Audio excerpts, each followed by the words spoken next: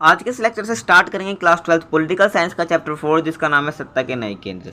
इससे पहले इस चैप्टर का नाम सत्ता के वैकल्पिक केंद्र हुआ करता था, लेकिन आपको जो नया सिलेबस है उसके अकॉर्डिंग इस चैप्टर का नाम सत्ता के नए केंद्र कर दिया गया है। और आज की जो वीडियो है इसमें हम यूरोपीय संघ के बारे में जानेंगे कि यूरोपीय संघ की स्थापना कब हुई, इसके उद्देश्य क्या थे, इसकी विशेषताएं क्या थी और इसकी कमियां क्या थी। आज की जो पूरी वीडियो है ये यूरोपीय संघ के ऊपर होने वाली है। और आप अपनी स्क्रीन पर जो ये फ्लैग देख रहे हो ये किसका है? यूरोपीय संघ का ये फ्लैग है। और आप ये जो 12 सितारे देख रहे हो क्या दर्शा रहे हैं, तो ये आपको मैं क्या इसी वीडियो में बताने वाला हूँ। तो क्या आपको बिना स्किप के वीडियो के एंड तक बने रहना है। तो स्टार्ट करते हैं आज के इस वीडियो को। तो आपको इस चैप्टर में कौन कौन से टॉपिक्स पढ़ने हैं उनको देख लो। पहला है ऑर्गेनाइजेशन, इसमें आपको कौन कौन सा पढ़ना है? यूरोपियन यूनियन, जो इस वीडियो में आपको बताने वाला हूँ। अगला है आसियान, सार्क, ब्रिक्स, ये थे आपके ऑर्गेनाइजेशंस। अगला है आपके नेशंस, ठीक है ना। इसमें कौन कौन है? रशिया है, चाइना है, इजराइल है, इंडिया, जापान और साउथ कोरिया। इसके बारे में आपको इस चैप्टर में पढ़ना है। जो आज की वीडियो किसके ऊपर है? ये यूरोपियन यूनियन के ऊपर यानी यूरोपीय संघ के ऊपर ये होने वाली है। अगली जो वीडियो आएगी वो आसियान, सार्क के बारे में हम पढ़ेंगे। ऐसे ही के सारे टॉपिक हम कवर करते चले जाएंगे इस चैप्टर के, ठीक है ना। तो आपके चैप्टर का नाम है सत्ता के नए केंद्र। इस चैप्टर की थीम क्या है, चैप्टर आपसे कहना क्या चाह रहा है, ठीक है ना, तो वो समझना बहुत जरूरी है। तो आपने पढ़ा था शीत युद्ध के बारे में, ठीक है ना, यानी 1991 से पहले क्या तो हमारा जो विश्व था वो 2 ध्रुवों में बटा हुआ था, ठीक है ना। हमारी महाशक्ति कौन कौन सी थी? यूएसएसआर और यूएसए, ठीक है ना, अमेरिका और सोवियत संघ। तो हमारा विश्व था कि इन 2 गुटों में बटा हुआ था। जो हमारा विश्व था वो 2 ध्रुवीय था, ठीक है ना। लेकिन जैसे सोवियत संघ का विघटन हो जाता है तो हमारा विश्व कैसा हो जाता है? एक ध्रुवीय हो जाता है, यानी कि अमेरिका का वर्चस्व कायम हो जाता है, अमेरिका का प्रभुत्व हो जाता है, ठीक है ना। तो इस चैप्टर में आपको यही बताया गया कि कौन कौन जो है विश्व के एक ध्रुवीय होने पर यानी कि अमेरिका के प्रभुत्व को सीमित कर सकते हैं, यह अमेरिका को टक्कर दे सकते हैं, अपना वर्चस्व कायम कर सकते हैं, ठीक है ना। कौन कौन से क्या है सत्ता के नए केंद्र, न्यू सेंटर्स ऑफ पावर कौन कौन से हैं, ठीक है ना, ये बात की जा रही है। इसको एक एग्जाम्पल समझो। मान लो कि क्लास में एक बच्चा टॉप करता है और किसी बच्चे को खड़ा करके पूछा गया कि इस बच्चे को आपकी क्लास में टॉप करते हैं तो कौन कौन बच्चा टक्कर दे सकता है। तो बच्चा खड़ा कर देगा, जो सेकंड आता है, थर्ड आता है, उसको खड़ा कर देगा कि ये क्या है, इसको टक्कर दे सकते हैं, इसको कंपटीशन में है, ठीक है ना। इसको रिलेट कर सकते हो इस एग्जाम्पल से। तो वो कुछ बच्चों के नाम बताएगा। तो यहाँ पे क्या कुछ आपको संगठन और राज्य के नाम बताऊंगा, यानी देश के नाम बताऊंगा जो क्या है अमेरिका के वर्चस्व को सीमित कर सकते हैं। जैसे कि आपको हो गया यूरोपीय संघ, ठीक है, संगठन है जिसके बारे में हम पढ़ेंगे पूरी वीडियो में। अगला है आसियान, सार्क, ब्रिक्स।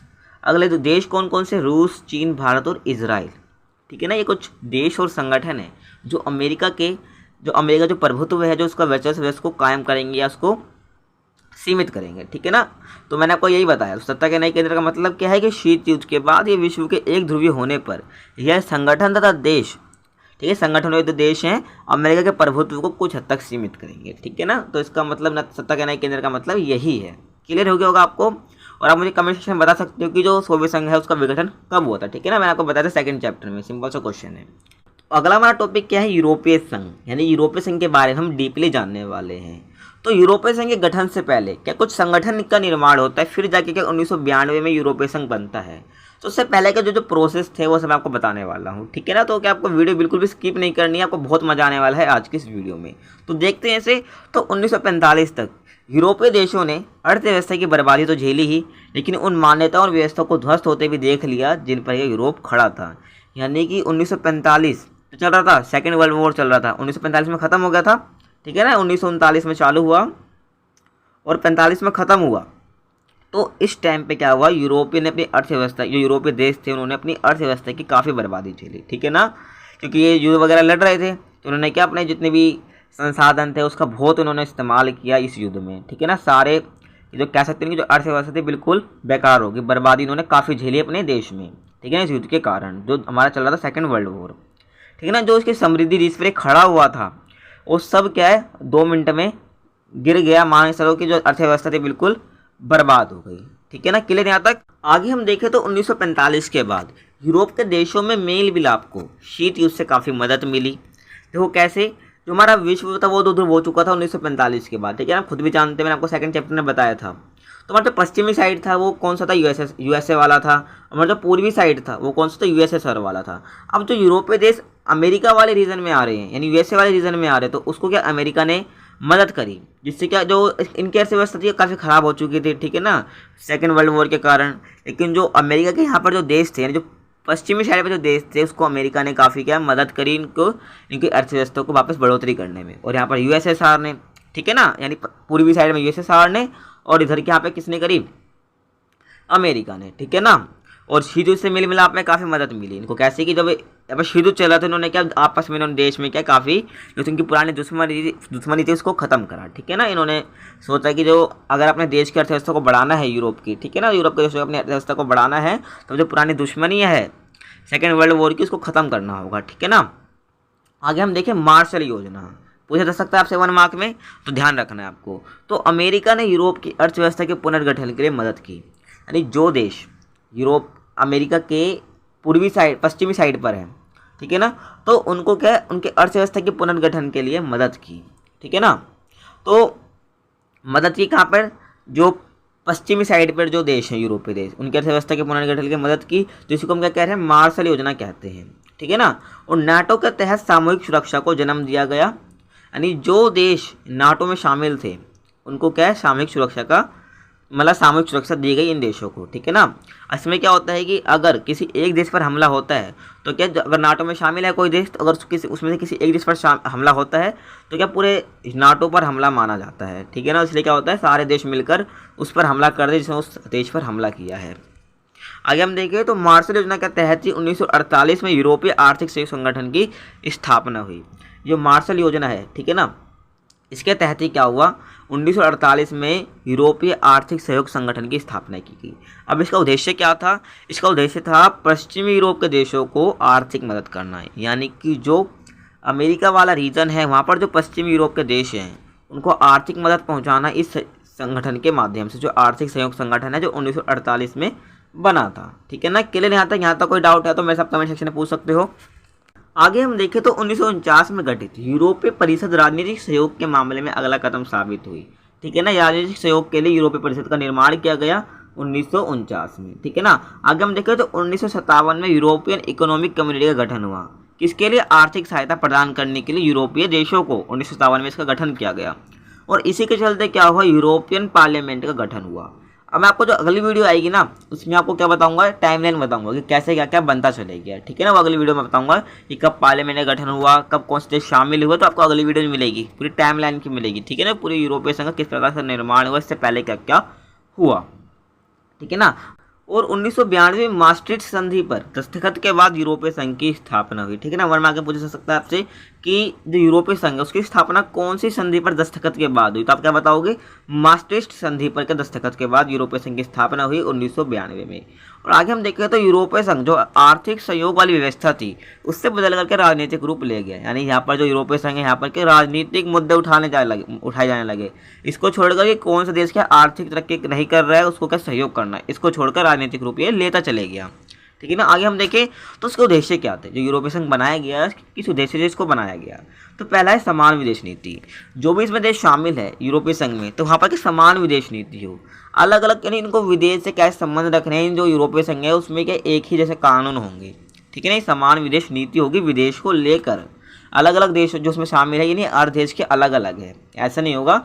समान विदेश नीति होगी यूरोपीय संघ की जो उसमें शामिल देश हैं। आगे हम देखें समान सुरक्षा नीति, सेम वही है, सुरक्षा को लेकर के जो समान नीति होनी चाहिए वो यूरोपीय संघ की होगी, ठीक है ना। जिसमें देश शामिल है वो सारे मिलकर क्या बनाते होंगे समान सुरक्षा नीति, तो वही क्या फॉलो की जाती है। जिसमें देश शामिल है वो सभी देश क्या उसको मानते हैं, ठीक है ना। इसका उद्देश्य था कि समान सुरक्षा नीति हो। आगे हम देखें एक समान मुद्रा का चलन, कि जितने भी देश इसमें शामिल है एक समान मुद्रा का चलन हो, जो भी शामिल देश है वहाँ पर एक ही मुद्रा चले। और इनकी मुद्रा का नाम क्या है यूरोपीय संघ की, वो है यूरो, ठीक है ना। क्या नाम है यूरो, इस मुद्रा का नाम है जो इनके यूरोपीय संघ में चलती है, जो उसमें देश शामिल है वहाँ पर चलती है, ठीक है ना। आगे हम देखिए तो आंतरिक मामलों तथा न्याय से जुड़े मुद्दों पर सहयोग करना, जो भी आंतरिक मामले हैं देश के, ठीक है ना। देखो यूरोपीय संघ में जो देश शामिल हैं अब उस देश के जो आंतरिक मामले हैं और जो न्याय से जुड़े मुद्दे हैं उस पर क्या सहयोग करना आपसी देशों को, ठीक है ना। और वर्तमान में जो यूरोपीय संघ इसमें कितने सदस्य हैं 27 सदस्य हैं, ठीक है ना। पहले 28 थे, जो ब्रिटेन था वो अलग हो गया 2020 में ही, आपने अखबार में पढ़ा भी होगा ब्रेक्जिट के नाम से, ठीक है ना। यानी ब्रिटेन एग्जिट हो गया कहाँ से, यूरोपीय संघ से, ठीक है ना। 27 देश टोटल, पहले 28 हुआ करते थे। क्लियर यहाँ तक। तो ये आपका मैप दिख रहा होगा, इसमें आपको जो पर्पल कलर का दिख रहा है तो ये क्या है कि पुराने सदस्य हैं इसके यूरोपीय संघ के। आपको जो ओरिजिन में दिख रहा है कैसे सदस्य नए सदस्य हैं। आप यूनाइटेड किंगडम को हटा ही दो क्योंकि ये अलग हो चुका है 2020 में ही, ठीक है ना। तो इसको आप क्रॉस कर दो। तो आप ये जो नए देश कौन कौन से हैं, पोलैंड हो गया आपका, ठीक है ना, लिथुआनिया हो गया, लताविया हो गया, एस्टोनिया हो गया, बुल्गारिया हो गया, रोमानिया हो गया, हंगरी हो गया। तो ये कुछ नए देश है, ठीक है ना। चेक रिपब्लिक हो गया, और ये जर्मनी, स्वीडन, फ्रांस, ये सब कैसे हैं, पुराने देश है। स्पेन, पुर्तगाल, इटली, डेनमार्क, स्वीडन, फिनलैंड, ये सब पुराने देश है यूरोपीय संघ के, ठीक है ना। और ये पोलैंड वगैरह ये नए देश हैं, ठीक है ना। आपको बता दीजिए जो ऑरेंज कलर के हैं ये नए देश हैं, और जो आपके पर्पल साइड दिख रहे हैं ये कौन से हैं, पुराने देश हैं। क्लियर यहाँ तक मैं आपको बता दिया। टोटल 27 देश हैं, 28 अब ब्रिटेन था वो अलग हो चुका है, ठीक है ना। क्लियर यहाँ तक। तो अब हम देखते हैं यूरोपीय संघ की विशेषताएं कौन कौन सी थी, ठीक है ना। तो यूरोपीय संघ का अपना झंडा था, गान था, स्थापना दिवस था और अपनी मुद्रा थी, ठीक है ना, यूरो थी, मैंने आपको बताई थी। इसका अपना गान था, झंडा था, मैंने आपको दिखाया था जब कोई इंट्रोडक्शन दे रहा था चैप्टर का, उसमें आपको दिखाया था कि जो 12 सितारे बने हुए हैं तो वो किसका झंडा है, वो यूरोपीय संघ का ही झंडा है, ठीक है। इसका अपना गान, अपना स्थापना दिवस और अपना इनकी मुद्रा है यूरोपीय संघ की, इसकी विशेषताओं में आता है। अगर हम देखें तो अन्य देशों के संबंध के मामले में इसने काफ़ी हद तक साझी विदेश और सुरक्षा नीति भी बना ली है। हमने देखा कि मैंने आपको बताया यूरोपीय संघ के उद्देश्य में, तो उनके समान विदेश नीति, सुरक्षा नीति, ठीक है, उन्होंने काफ़ी हद तक क्या इन्होंने बना ली है जो समान है। साझी विदेश नीति, जो सारे देश हैं सबकी साझी विदेश नीति और सुरक्षा नीति इन्होंने बना ली, सभी देश जितने भी देश हैं उन्होंने सारे मिलकर, ठीक है ना। यूरोपीय संघ में जो भी देश शामिल है उन्होंने समान सुरक्षा नीति और समान विदेश नीति को बना लिया है, ठीक है ना, अन्य देशों के संबंधों के मामले में। आगे हम देखें तो यूरोपीय संघ का आर्थिक, राजनीतिक और कूटनैतिक तथा सैनिक प्रभाव बहुत जबरदस्त है। मतलब कि जो यूरोपीय संघ है उसका आर्थिक तौर पर आप ले सकते हो, राजनीतिक तौर पर ले सकते हो, कूटनीतिक और सैनिक जो उसका प्रभाव है काफ़ी ज़बरदस्त है, ठीक है ना, बहुत अधिक है। जैसे कि यहाँ पर आर्थिक के बारे में दे रखा है, ठीक है ना, थोड़े बहुत आपको 2-3 पॉइंट है वो आपको आर्थिक के बारे में बताऊंगा। यूरोपीय संघ की जो आर्थिक पावर है उसमें फिर राजनीतिक, फिर कूटनीतिक और फिर सैनिक, ठीक है ना। तो उसकी आर्थिक पावर में जैसे कि 2005 का इसमें यहाँ पर उदाहरण आपको दे रखा है। जैसे कि 2005 में दुनिया की सबसे बड़ी अर्थव्यवस्था थी और इसका सकल घरेलू उत्पाद 12,000 अरब डॉलर था, ठीक है ना, जो अमेरिका से क्या थोड़ा ज़्यादा था, इसलिए क्या 2005 में दुनिया की सबसे बड़ी अर्थव्यवस्था ये थी, ठीक है ना। आगे हम देखें तो इसकी मुद्रा यूरो अमेरिकी डॉलर के प्रभुत्व के लिए खतरा बन सकती है। जो अमेरिकी डॉलर है उसके लिए खतरा कौन बन सकती है, यूरो। अगर आप आज के समय पे देखो तो यूरो का अगर आप कैलकुलेट करोगे इंडियन रुपये में कि 1 यूरो कितना होता है, डॉलर से ज़्यादा ही आता है, ठीक है ना। अगर कैलकुलेट करना कि 1 यूरो में जो इंडियन रुपये हो कितने होते हैं, ठीक है ना। इसलिए क्या यहाँ पर बताएगा जो इसकी मुद्रा है यूरो अमेरिकी डॉलर के प्रभुत्व के लिए खतरा बन सकती है, क्योंकि जो देश है वहाँ पर अधिकतर क्या चलती है, डॉलर चलता है ना। और विश्व व्यापार में इसके हिस्सेदारी जो है अमेरिका से 3 गुनी ज़्यादा है, यानी जो वर्ल्ड ट्रेड है उसमें जो अमेरिका से क्या 3 गुनी ज़्यादा इसकी हिस्सेदारी है यूरोपीय संघ की। हम यहाँ पर एक देश की बात नहीं कर रहे, आप ध्यान रखना, हम यहाँ पर 27 देशों की बात कर रहे हैं, ठीक है ना। अगर एक देश की लेकर चले तो क्या वो तो अमेरिका से नीचे रहेगा, लेकिन यहाँ पर क्या इन्होंने अपनी जो क्या क्या कम्युनिटी बना रखी है, ठीक है ना। यूरोपीय संघ में जो शामिल देश है उसके उन सबके देशों को मिलाकर क्या बताया जा रहा है कि जो विश्व व्यापार में जो हिस्सेदारी है वो 3 गुनी ज़्यादा है अमेरिका से, ठीक है ना। इसका बात का आप ध्यान जरूर रखना।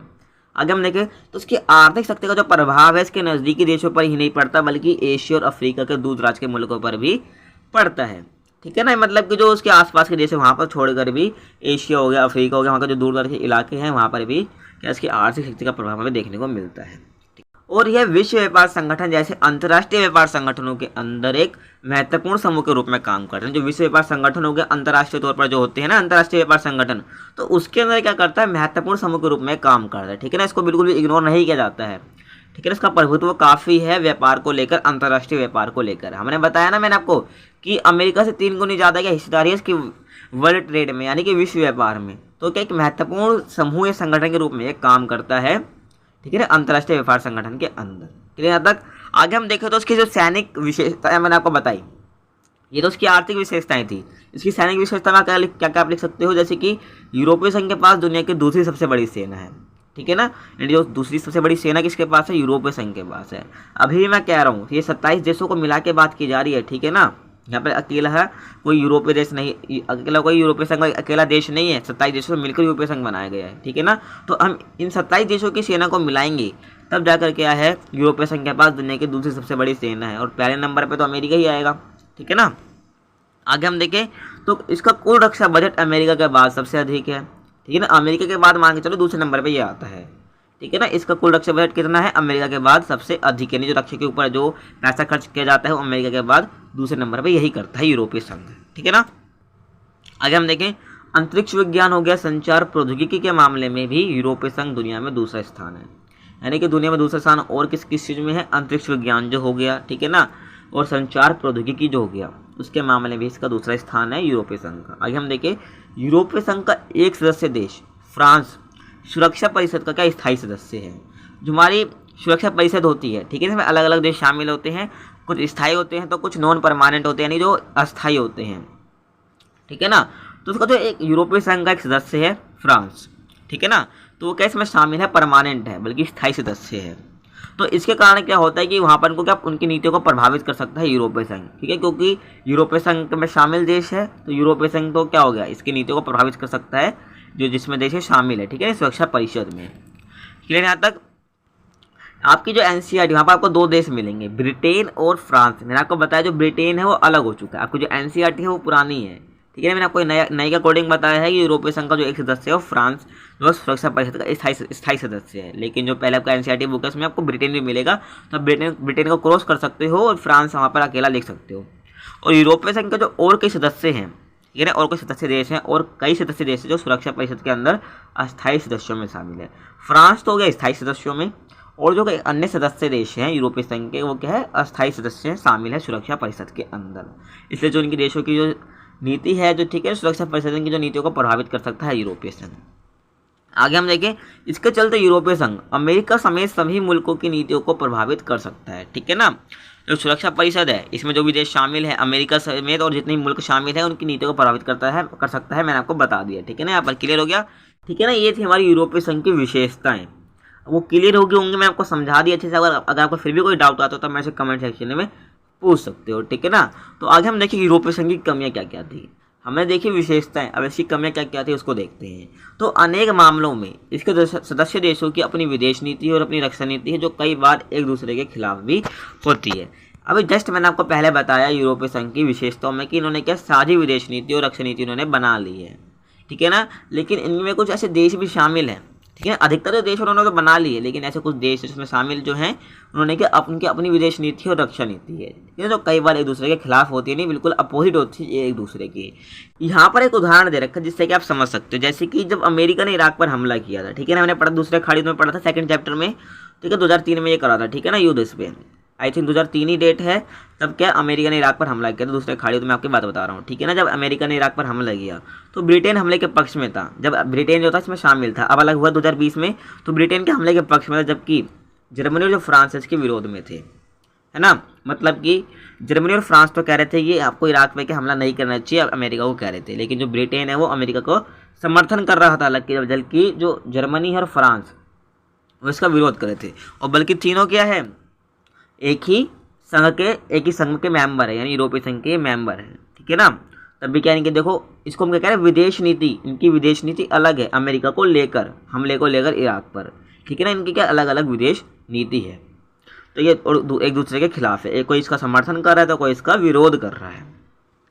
क्लियर हो गया यहाँ तक। आगे हम देखें तो इसके कई नए सदस्य भी क्या अमेरिकी गठबंधन में थे। आगे हम देखें तो यूरोप के कुछ हिस्से में यूरो को लागू करने के कार्यक्रम को लेकर नाराजगी है, मतलब कि जितने भी देश शामिल हैं, ठीक है ना, तो उसमें क्या है, कुछ देश जो ऐसे हैं वो यूरो को लागू करने में क्या, जो यूरोप की मुद्रा है उसको लागू करने के कार्यक्रम को लेकर क्या नाराजगी महसूस करते हैं। और ऐसा कुछ देश देखोगे जैसे कि यहाँ पर जो यूरोपीय संघ के मेंबर होकर भैया वहाँ पर यूरो नहीं चलती है, ठीक है ना। तो ऐसे बहुत कम देश होंगे, आप सर्च कर सकते हो गूगल पे, ठीक है ना। आगे हम देखें तो डेनमार्क और स्वीडन में मास्ट्रिक्ट संधि और साझी यूरोपीय मुद्रा को लेकर क्या है, और यूरोप के कुछ हिस्से में यूरो को लागू करने के कार्यक्रम को लेकर क्या नाराजगी है, मतलब कि उसमें देश शामिल है। तो ऐसे कुछ देश है जिन्होंने इसका विरोध किया, ठीक है ना। पूरे जितने भी देश हैं यहाँ पे उसमें शामिल है, वहाँ पर क्या है यूरो को क्या लागू कर दिया जाए, पूरे एक समान मुद्रा का चलन कर दिया जाए, ठीक है ना। लेकिन जो कुछ देश ऐसे हैं वो नाराजगी महसूस करते हैं इससे लेकर, ठीक है ना। जैसे यहाँ पर उदाहरण दे रखा है कि डेनमार्क और स्वीडन, ठीक है ना, तो उन्होंने क्या मास्ट्रिक्ट संधि और साझी यूरोपीय मुद्रा यूरो को मानने का उन्होंने विरोध किया, यानी कि यूरोपीय संघ का मेंबर बनने पर और यूरो जिनकी यूरोपीय मुद्रा है उसको मानने का उन्होंने क्या विरोध किया, ठीक है ना। इन्होंने कहा कि हम ऐसा नहीं करेंगे, अपने देश में क्या यूरो नहीं चालू करेंगे, हमारी खुद की मुद्रा होगी, आगे हम देखें तो 2003 में यूरोपीय संघ की साझा संविधान बनाने की कोशिश भी क्या नाकामयाब रही। जब यूरोपीय संघ ने अपना क्या जितने भी देश में शामिल है तो उन्होंने क्या किया, संविधान बनाने की कोशिश की, साझा संविधान बनाने की उन्होंने कोशिश की, लेकिन इसमें क्या हो गया, ये असफल हो गया। ठीक है ना, 2003 में इसने कोशिश की और ये असफल हो गया। तो इस चीज़ इसकी कुछ कमियाँ मैंने आपको इसकी विशेषता बता दी, इसका गठन कैसे बता दी, इसके उद्देश्य क्या थे, मैंने आपको सब बता दिया। अब बचता है यूरोपीय संघ का झंडा, इसकी विशेषता क्या थी तो उसको देखते हैं। और आप अपनी स्क्रीन पर जो इमेज देख रहे हो यूरोपीय झंडे की, यूरोपीय संघ के झंडे की, तो क्या दर्शाना चाह रहे हैं, सितारे हैं क्या दर्शा रहे हैं तो उसको देखते हैं। तो सोने के रंग के सितारों का घेरा यूरोप के लोगों की एकता और मेल मिलाप का प्रतीक है। ठीक है ना, को जो घेरा दिख रहा है सोने के सितारों का, तो क्या दर्शा रहा है, यूरोपीय लोगों की एकता और मेल मिलाप को दर्शा रहा है। आगे हम देखें, इसमें जो 12 सितारे हैं, इसमें 12 सितारे क्यों हैं, क्योंकि जो यूरोप है वहाँ पर जो 12 की संख्या है, वहाँ पर इसको क्या माना जाता है, पारंपरिक रूप से पूर्णता का माना जाता है, पूर्णता रूप से समग्रता और एकता का प्रतीक वहाँ पर माना जाता है। ठीक है, पूर्णता, समग्रता और एकता का प्रतीक वहाँ पर माना जाता है यूरोप में 12 की संख्या को, इसलिए उन्होंने क्या किया, अपने झंडे में 12 सितारे बनाए सोने के। ठीक है ना, और इसका घेरा क्या दर्शाता है, एकता और मेल मिलाप को दर्शाता है। क्लियर यहाँ तक। तो इसी से हमारी आज की वीडियो थी खत्म होती है। आपको वीडियो कैसी लगी कमेंट करके जरूर बताना। अगर आपको वीडियो अच्छी लगी तो वीडियो को लाइक कर देना है, ठीक है, और दोस्तों में शेयर कर देना है। तो मिलते हैं आपसे अगली वीडियो में, जब तक के लिए जय हिंद जय भारत।